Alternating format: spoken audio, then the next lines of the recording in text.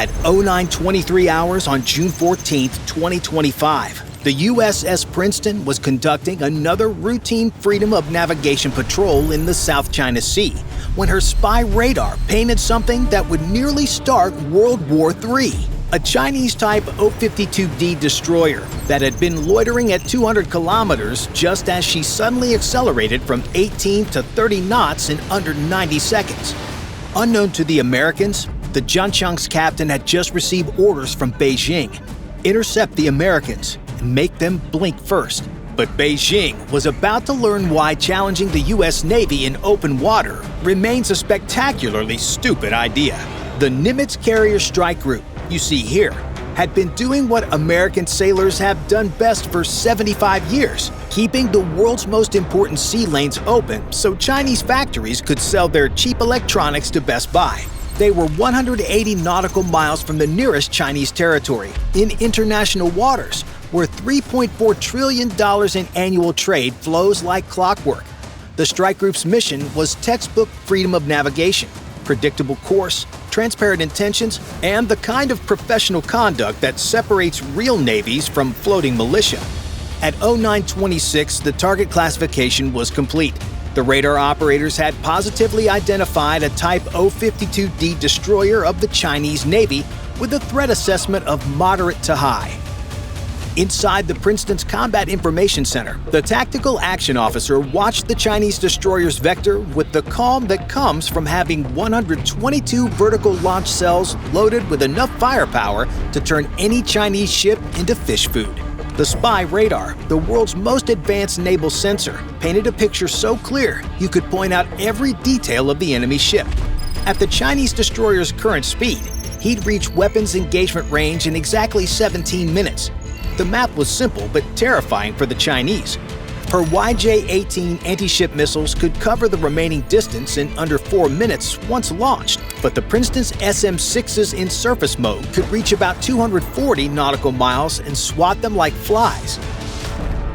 At 09:29, the captain wanted to know the probable intent of the Chinese ship. The answer was obvious. At current speed and heading, she'd be within weapons release range in 14 minutes. The recommendation was to go to general quarters, but the captain's response was pure American confidence. Let's see how badly they want to embarrass themselves first. That's even if they could get there safely.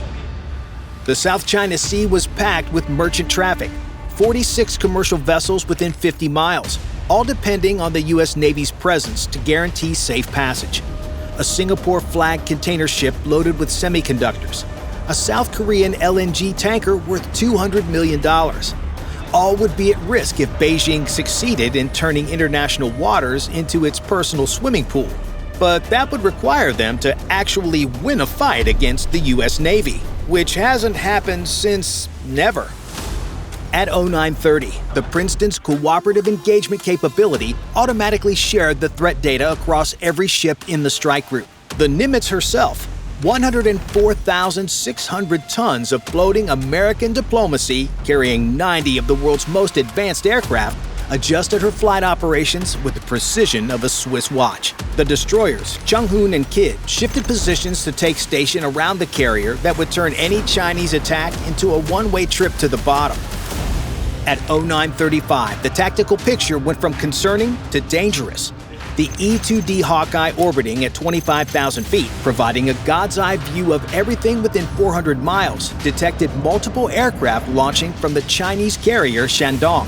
The radar signatures were consistent with those of J-15 fighters, climbing hard and heading south, as if they actually stood a chance. The air controllers immediately noticed something hilarious. The J-15s were struggling to gain altitude, likely due to fuel limitations from the ski jump launch system the Chinese were so proud of.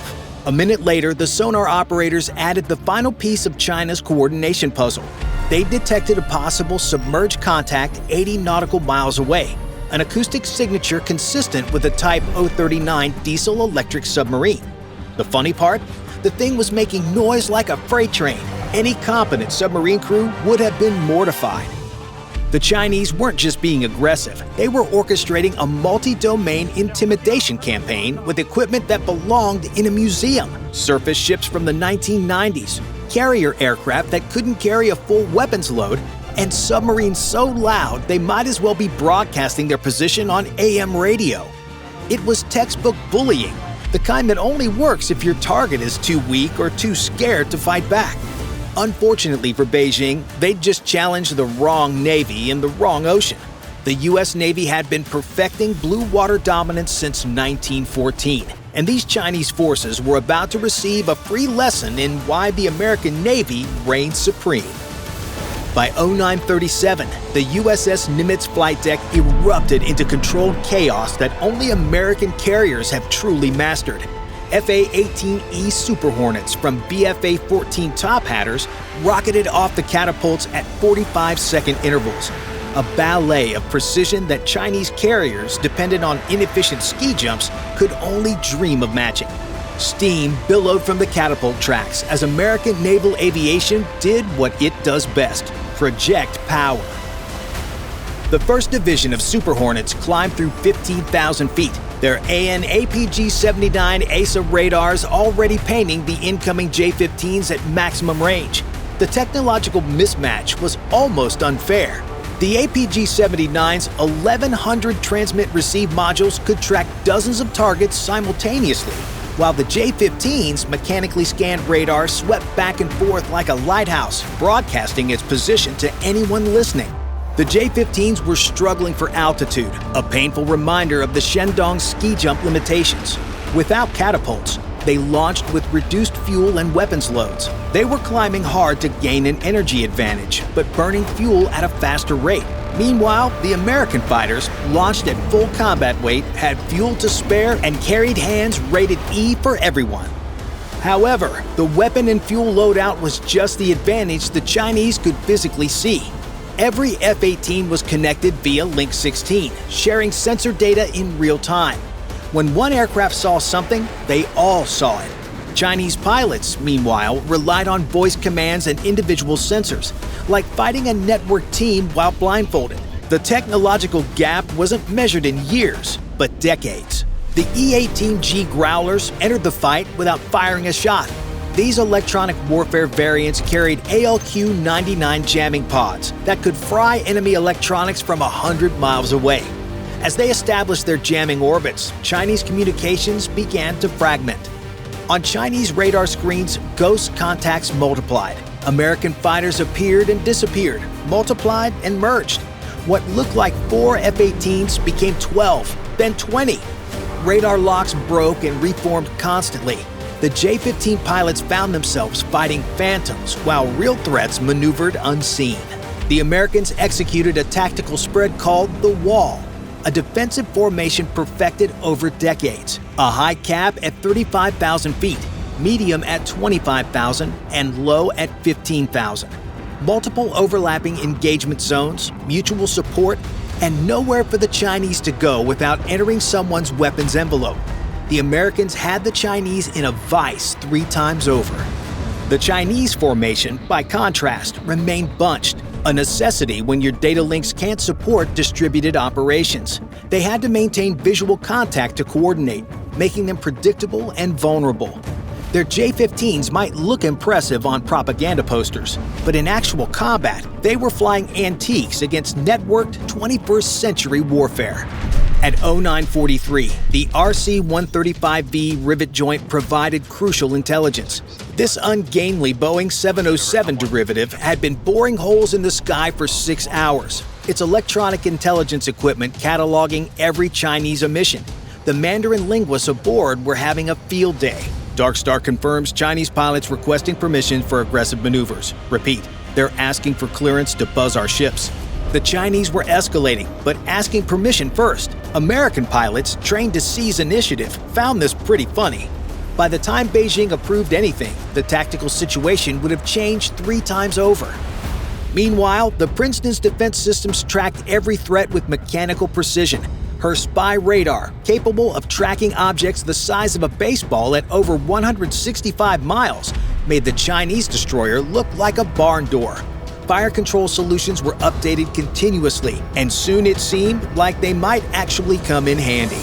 At 09:47 hours, the Jianqiang crossed a line that would have triggered immediate retaliation from any other Navy. Her Type 346A phased array radar stopped searching and locked on to the USS Nimitz with fire control quality tracking.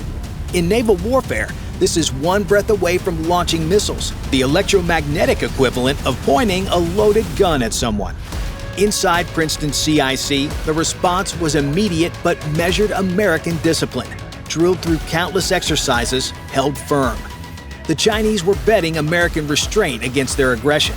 They were about to learn that restraint didn't mean inability. The Princeton's own fire control radars remained in standby. Her 122 vertical launch cells contained enough firepower to send the Jianqiang to the bottom in seconds. SM-6 missiles that could reach out 240 kilometers and SM-2s in surface mode, all ready to turn the ship into the area's newest artificial reef. Every firing solution is continuously updated. The Chinese destroyer was at risk from multiple systems, from multiple angles, with zero chance of survival if this situation escalated. The fire control lock persisted for exactly 30 seconds, long enough to claim they could have attacked, not long enough to trigger American self-defense measures. It was choreographed aggression, but against the wrong opponent. The Princeton's crew documented everything: timestamps, signal characteristics, and bearing data. Information that would be quite useful in a real shooting war.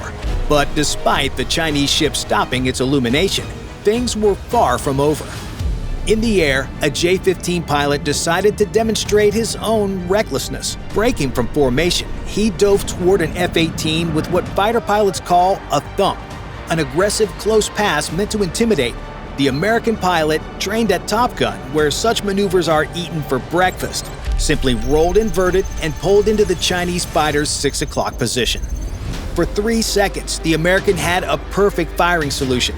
His helmet-mounted display showed the Chinese fighter's engines glowing hot in infrared. One squeeze of the trigger would send an AIM 9X Sidewinder straight up the J-15's tailpipe. He didn't squeeze. Professional discipline held. The moment passed, but the Chinese still had one trick up their sleeve. The Chinese escalation reached its peak when the submarine made its move. The Type 039 diesel-electric boat had been creeping closer, using the layer depth to mask its approach. At 0951, it made a critical error, raising its snorkel to recharge batteries. Teo, sonar, subsurface contact, bearing 159, range 15,000 yards. Contact is snorkeling. Classified as probable Type 039. He's making noise like a freight train. The submarine captain either didn't know or didn't care that the Princeton's SQQ-89 sonar suite had been tracking him for the past hour. The ship had its acoustic signature cataloged, its position fixed to within meters. If this went kinetic, he'd have about 12 seconds to contemplate his life choices before an ASROC turned his boat into fish food. The tactical picture had become a textbook study on how not to conduct naval operations. Chinese forces had positioned themselves in a box: carrier to the northwest, a destroyer to the west, and a submarine to the southwest. If shooting started, none of them would survive the first 5 minutes. And the Americans were about to show them exactly how that would go down. At 14:30 hours, the USS Nimitz launched everything that could fly. 48 aircraft roared off her deck in the largest single carrier display of air power in years. Super Hornets loaded with live weapons, EA-18G Growlers carrying electronic warfare packages that could black out a city, E-2D Hawkeyes commanding the electric high ground. The afternoon sky turned dark with American aircraft. The Growlers went to work first. Their ALQ-99 pods operating at full power turned Chinese radar screens into modern art. False contacts appeared by the hundreds. Real aircraft vanished into electronic noise. The Shandong's air defense picture looked like someone had thrown paint at the screens. Chinese controllers couldn't distinguish real threats from ghosts. Everything was a threat.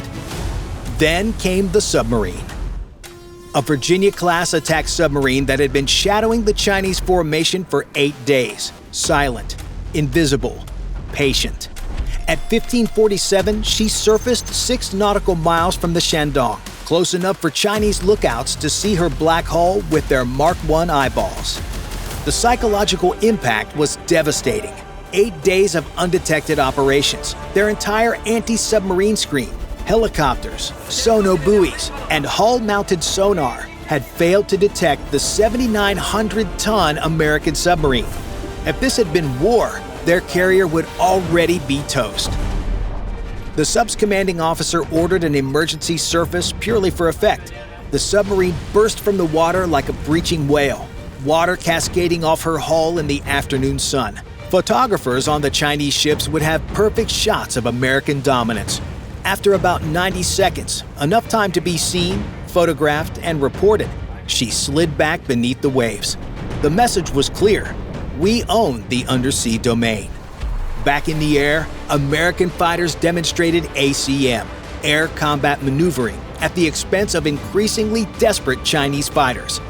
The J-15s, already low on fuel from their ski jump launches and hard climb to altitude, found themselves unable to match the Americans turn for turn. Each engagement ended the same way: American fighters in firing position, Chinese fighters defensive and burning precious fuel. One by one, the Chinese fighters peeled off, heading back to the Shandong with near-empty tanks. Their combat endurance had been exhausted in fruitless attempts to match American capabilities.